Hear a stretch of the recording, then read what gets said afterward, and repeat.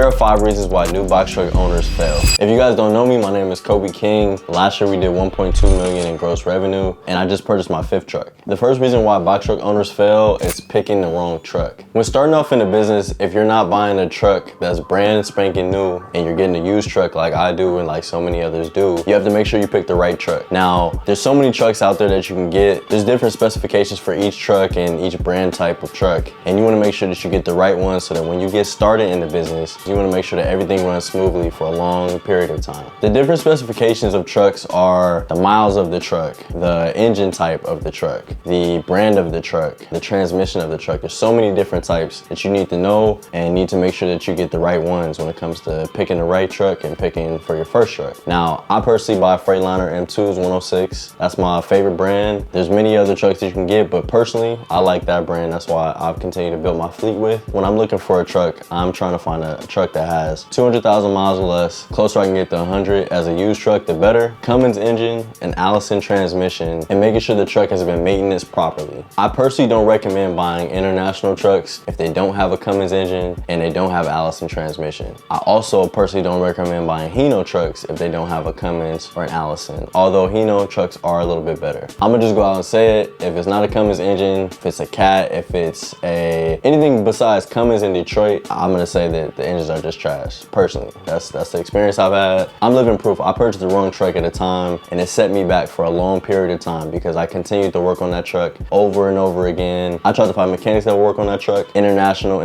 engine, and many mechanics didn't want to work on it. Many mechanics were ducking my phone calls when it came to that truck, and it was repeated things over and over again, but not like my trucks that have a Cummins engine and Allison transmission, not like my Freightliners. I can always find somebody to work on that truck, and I'm also living proof because my first truck, I got it at 305,000 miles, and it has 685,000 miles now. So that's over 300,000 miles, and it hasn't needed a engine rebuild. But with the international engine or Hino engine potentially, it would need one much sooner. So Freightliner M2s and buying the right truck. The second reason would be flat out being just uneducated in this business. When you're getting into this business, or any business for that matter, you need to do your research. You need to talk to people that are in the business, that know about the business, that are actually doing the business. Make sure that you're speaking to someone that's doing the business, not just heard through the grapevine. Education is one of the most important things in this business because you need to make sure that you're doing the right things from A to Z, or else you're gonna waste money. It's an expensive business, and who wants to start the business and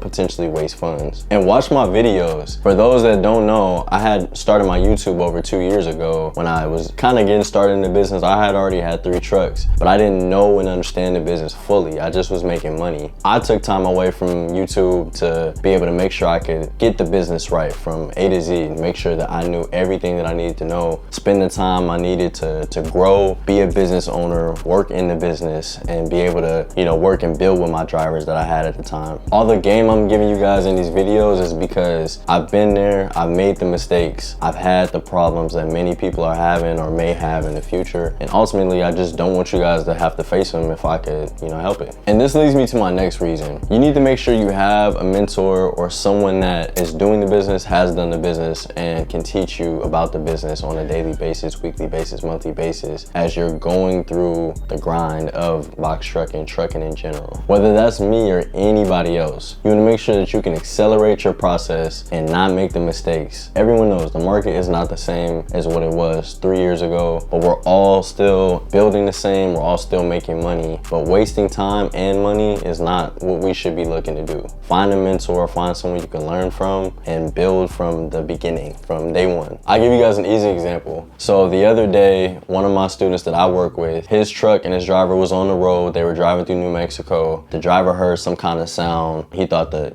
something was wrong with the engine. Keep in mind, while he was driving, he was only going about 40 miles per hour, and he couldn't figure out why the truck wouldn't accelerate. A loud noise was being made. So he pulls over, he calls me, he's asking, what should he do? What's wrong? He opens up the engine, he's showing me around. I'm looking, trying to find certain things. He's thinking about a tow. We have a delivery the next day. So we're looking through everything. I knew that there was a hose. In the past, I've had a hose that broke underneath, that basically chipped underneath, that was making like a really loud noise that caused my truck to slow down, basically down to 50 or 45 miles per hour. So I had him look for that specific hose. I had him feel underneath with his hand. He found found the hole underneath the hose. I let him know that he can make it to the next Speedco. Took the hose off. He had to get a new hose. Cost him $40 for the whole thing. When we thought we were gonna have to tow it first, that would have made him spend, you know, hundreds of dollars, potentially $1,000 if he was in a bad area. We probably would have been late for our delivery the next day. It took us an hour and a half just to get the hose replaced, and $40 later, you know, we're good. That's something that's a very simple example and solution of how a mentor can help you, because they've done it, they have trucks, they've experienced certain things like that. You know, even having knowledge of what's under the hood, the different hoses, the things that can break, where something can be coming from, if it can be a quick fix, if you can make it to the next stop without having to tow, call for roadside. So these are just simple things that a mentor can help you with. And that brings me to my fourth reason: starting this business without having enough money. You want to make sure that when you're starting out in any business, but specifically trucking, that you have funds to get started, to fall back on, to make sure you have fuel.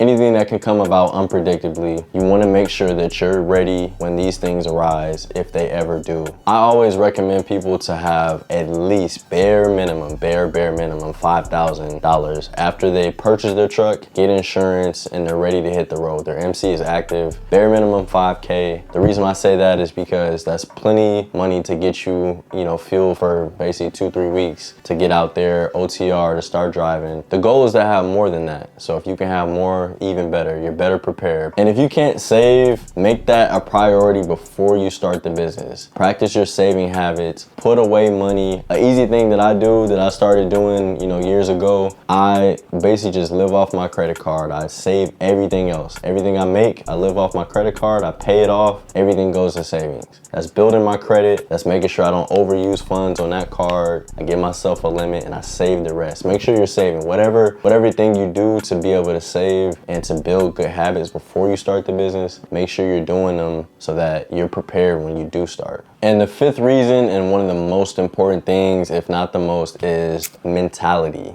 When you're starting in this business, and I always say any business, but when you're starting in this business, you want to make sure your mentality is where it needs to be. When I say that, I mean you have to have a strong mentality. So many things can happen in this business. A breakdown, a driver quitting on you, a driver calling out on you, load being canceled on you last minute, traffic being bad, you missing an appointment, you missing a pickup, anything. And if you are just weak-minded and you don't have a strong mentality to be able to get through the daily grind of trucking, which is a 365 business, you will not succeed. I say that plainly because I've had a strong mentality all my life.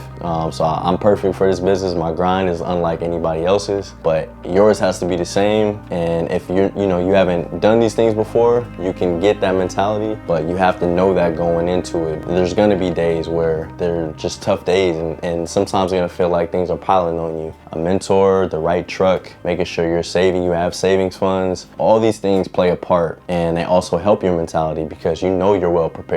And also, you just have to have your why. Everyone has their own why specific to them. You need to know the reason why you're going out and you're gonna put that grind in. You're gonna grind until you need to be wherever you wanna be. If that's to make 100K, if that's to make 200K, if that's to make $1 million, if that's to have 1 truck, 5 trucks, 20 trucks, doesn't matter. You need to know your why. So if that's taking care of your family, your children, your family members, your girl, whatever it may be, you need to know your why you're grinding, why you're putting that time in, because it's gonna take time. It's gonna take time to build, and you need to be able to have a reason why that you're not gonna give up, essentially. I've known my why since I was young. My why, I moved out when I was 17. I had no one to lean on. I've been independent since, 17, 18, just building. I started out working 50 hours while going to college. I started this trucking business. I've been buying trucks continuously, trying to build. But my why is always a simple thing, is to be stable. I want to have a stable life, a stable family. By the time I was 22 years old, I lived in 21 houses, from Wisconsin to Las Vegas to California to Florida, back to Vegas, and that's a fact.